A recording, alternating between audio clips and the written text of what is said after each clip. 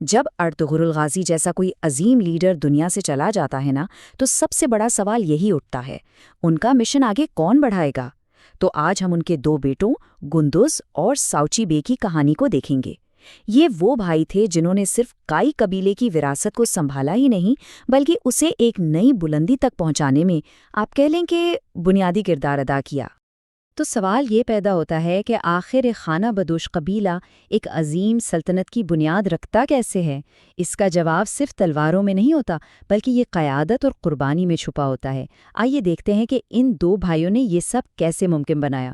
دونوں کا مزاج ایک دوسرے سے بالکل الگ تھا، لیکن ان کا مقصد ایک ہی تھا، اپنے والد کے خواب کو پورا کرنا۔ اور پتہ ہے، یہی وہ فرق ہے جو اس کہانی کو اتنا دلچسپ بناتا ہے۔ ایک طرف تھے گندوز، قبیلے کا سیاسی دماغ، جو ہر فیصلہ، ہر قدم سوچ سمجھ کر اٹھاتے تھے، اور دوسری طرف تھے ساچی، ایک ایسا نڈر جنگجو جس کی تلوار ہی اس کی زبان تھی۔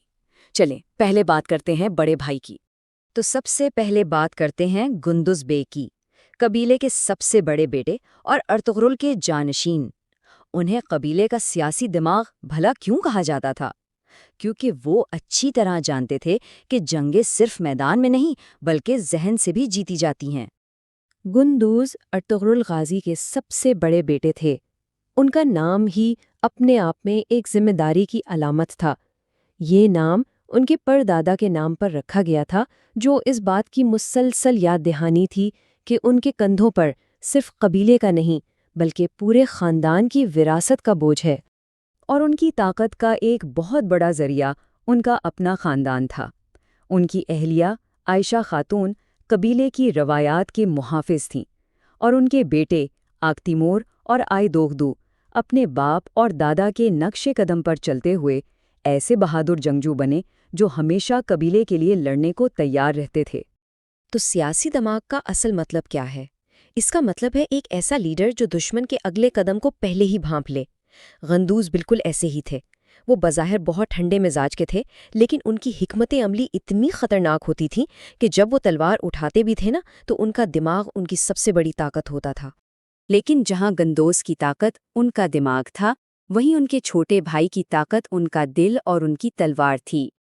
اب بات کرتے ہیں ساوچی بے کی، جو میدان جنگ کے حقیقی شہسوار تھے۔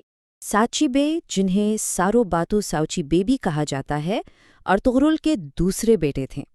ان کی کہانی بہادری اور جرت کی تو ہے ہی، لیکن اس سے بھی کہیں بڑھ کر یہ قربانی کی ایک ایسی داستان ہے جو آج بھی دل کو چھو جاتی ہے۔ اور یہ قربانی کا جذبہ ان کے پورے خاندان کے خون میں دوڑتا تھا۔ ان کی اہلیہ اونا خاتون نے ہر مشکل گھڑی میں ان کا ساتھ دیا۔ ان کے بیٹے بائے خجا ایک ایسے نڈر نوجوان تھے جو جنگ سے ڈرنا جانتے ہی نہیں تھے، جبکہ سلیمان بے نے سرحدوں کی حفاظت کو اپنی زندگی کا مقصد بنا لیا تھا۔ یہ وہ قیمت تھی جو اس خاندان نے ادا کی۔ پہلے ان کے جوان بیٹے بائے خوجا نے کوہ ارمن کی جنگ میں جام شہادت نوش کیا، اور پھر 1287 میں جنگ دومانچ کے دوران ساوچی بے نے خود بھی اپنے قبیلے کے لیے اپنی جان قربان کر دی۔ ایک باپ اور بیٹا، دونوں شہید۔ یہ صرف ایک یا دو لوگوں کی کہانی نہیں تھی، یہ قربانی تو جیسے اس خاندان کی پہچان بن چکی تھی۔ یہ وہ میراث تھی جو انہوں نے خون سے لکھی اور جسے تاریخ کبھی بھی بھلا نہیں سکتی۔ یہ ہیں بائے خواجہ ساوچی بے کے بیٹے، جنہوں نے اپنے والد سے بھی پہلے اپنے قبیلے پر اپنی جان نچھاور کر دی۔ ان کی شہادت نے یہ پیغام دیا کہ اس خاندان میں مقصد عمر سے بڑا ہوتا ہے۔ اور یہ سلسلہ صرف ساوچی کے خاندان تک محدود نہیں تھا، بالکل نہیں۔ دوسری طرف گندز بے نے بھی اپنے بیٹے آئے دوغدو کو بافیوس کی جنگ میں کھو دیا۔ ذرا سوچئے، دونوں بھائیوں نے اپنے جگر کے ٹکڑوں کو ایک ہی مقصد کے لیے قربان کر دیا۔ اور پھر آخر میں ساوچی بے نے خود جنگ دومانچ میں اپنی جان کا نذرانہ پیش کیا۔ انہوں نے اپنی قربانی سے یہ ثابت کر دیا کہ قیادت صرف حکم دینا نہیں بلکہ سب سے آگے کھڑے ہو کر جان دینا بھی ہے۔ یہ ساری قربانیاں ہمیں خاص تصور کی طرف لے جاتی ہیں۔ مجاہد خاندان، یہ وہ خاندان ہوتا ہے جہاں مقصد خون میں شامل ہو جاتا ہے، جہاں ہر فرد، مرد ہو یا عورت، اپنے لوگوں کے لیے لڑنے اور جان دینے کو ایک اعزاز سمجھتا ہے۔ اور کائی قبیلہ اس کی ایک زندہ مثال تھا۔ تو ایک طرف دماغ تھا اور ایک طرف تلوار، لیکن ان دونوں کو جوڑنے والی چیز کیا تھی؟ وہ تھی وفاداری۔ یہ ان کی کہانی کا سب سے بڑا سبق ہے کہ اتحاد میں کتنی طاقت ہوتی ہے۔ تو آخر میں یہ کہانی ہمیں ایک بہت اہم سوال پر چھوڑ جاتی ہے، کیا ایک عظیم میراث صرف طاقت اور فتوحات سے بنتی ہے، یا اس کی اصل بنیاد قربانیوں پر رکھی جاتی ہے؟ گندوز اور ساؤچی بے کی زندگی شاید اس کا سب سے واضح جواب ہے۔